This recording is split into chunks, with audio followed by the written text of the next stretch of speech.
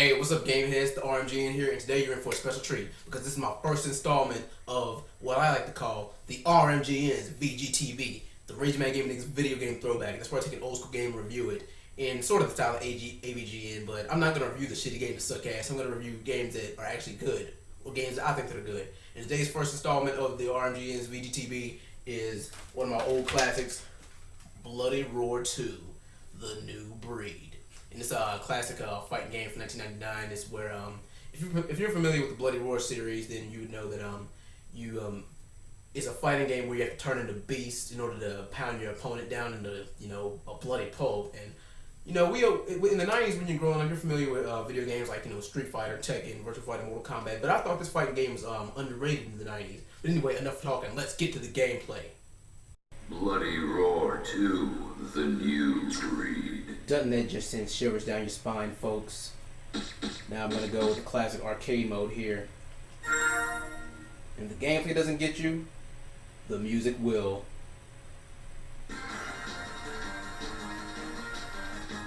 Just listen to that epic character select soundtrack. It just draws you in, doesn't it?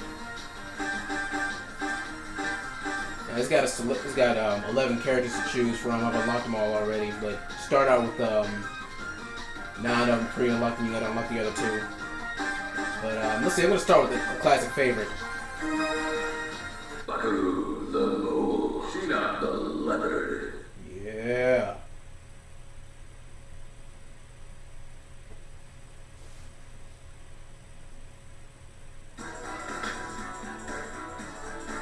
Get ready.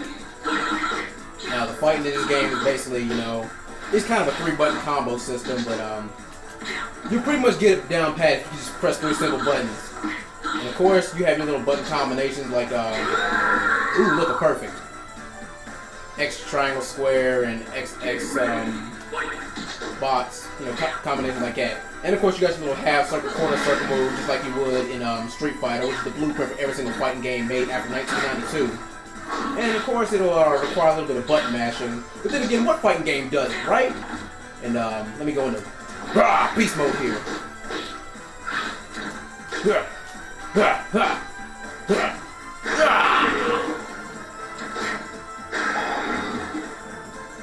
You win. Now the story mode of Bloody Roar 2 is not really any cutscenes. It's kind of like a whole bunch of caption and character drawing stills, kind of like your average comic book. Some of these drawings are actually pretty cool to look at, and just a whole bunch of talking and yammering on. Not really relevant. It's pretty irrelevant because you don't really play fighting games for the story mode. You're playing for the ass kicking, like I'm about to do now. Baku the Mole, Sheena the Leopard.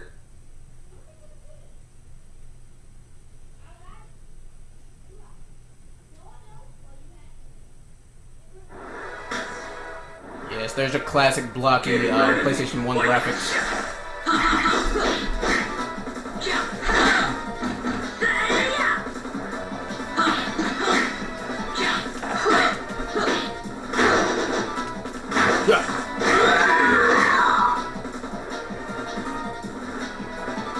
Get ready. Fight.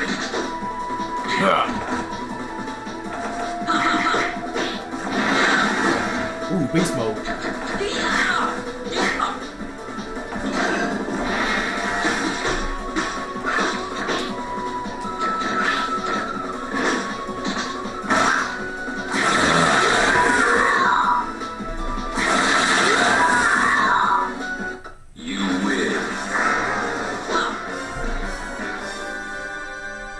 Nice. Now, one thing that you will notice about this game when you play the story mode is the story mode has just a little bit of rubber band AI, and you'll get your ass kicked. Even though as you progress along, this is stage 6, by the way. The gameplay will be just a little bit harder. I'm kicking ass right now.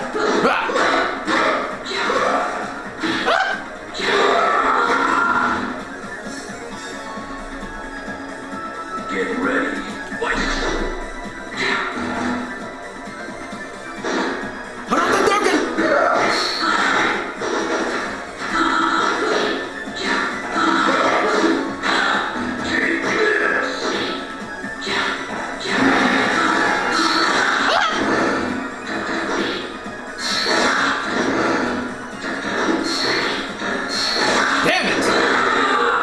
what I mean?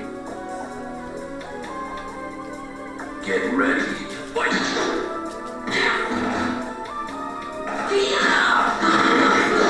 Just a word of advice to players, like if you think you're that good, I advise saving your beast mode.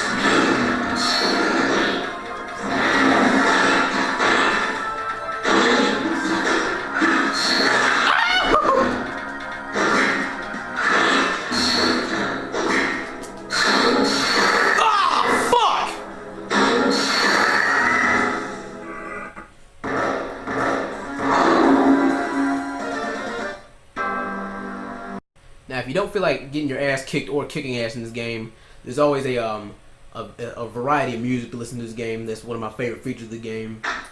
This is one of my favorite tracks to kick ass to.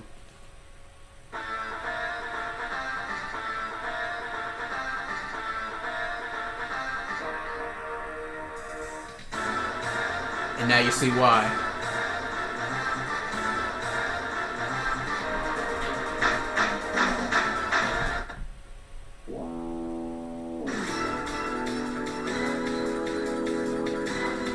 Come for the gameplay, you stay for the music. And of course the character select music you got here. It's always a plus.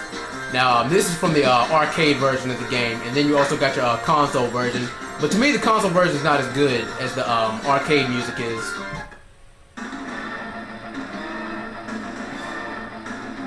Yeah, well it's alright, but as I mentioned, not as good as the arcade version. The arcade version is usually always better than the home console anyway. But that's just me. What do you guys think? Well guys, just some final thoughts about Bloody Roar 2. Is it one of the best fighting games of all time?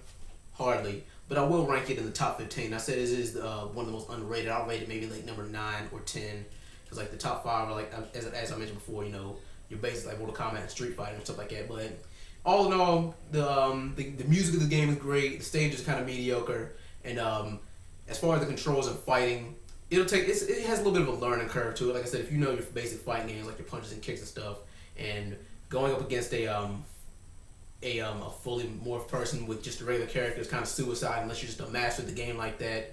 But like I said, there's a little bit of a learning curve to it, and once you find your character and you find your niche and who you like the best, you can pretty much kick damn near anybody's ass. And this is a fighting game that I'd like to see them bring back. I really love to see them do a next gen version of the Bloody Roar series. So all in all, music great, stages are mediocre, fighting gameplay is good, not the best. So all in all, the RMGN's official game rating is a 79 out of 100. I give the Bloody Roar 2 79 out of 100. Well, this is due to the first edition of RMGN's VGTV, and I'll see you guys next time. Tell me what you think. Should they bring Bloody Roar back, and do you agree with my game rating? And I do recommend picking this game up if you like the classics. Well, see you guys next time. Peace.